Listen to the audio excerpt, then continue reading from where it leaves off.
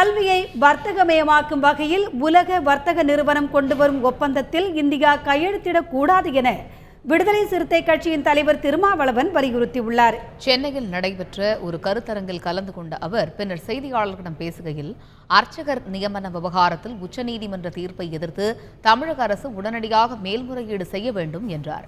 மேலும் மக்கள் நல கூட்டியக்கத்தில் இணைய விஜயகாந்திற்கு வைகோ அழைப்பு விடுத்துள்ளதாகவும் அவர் கூட்டணியில் இணைவார் என்ற நம்பிக்கை உள்ளதாகவும் கூறினார். கல்வியை வர்த்தகமயமாக்கும் ஒப்பந்தத்தில் இந்தியா கையெழுத்திடக்கூடாது என்றும் திருமாவளவன் தெரிவித்தார். உயர்கல்வியை ஒழிக்கக்கூடிய வகையில், அரசின் கட்டுப்பாட்டிலிருந்து முழுமையாக பறிக்கக்கூடிய வகையில் ஒரு புதிய ஒப்பந்தத்தை போடுவதற்கான முயற்சி அந்த மாநாட்டில் நடைபெற்று கொண்டிருக்கிறது. ஆகவே இந்திய அரசு அந்த மாநாட்டிலிருந்து வெளியேற வேண்டும், அந்த ஒப்பந்தத்தில் கையெழுத்திடக்கூடாது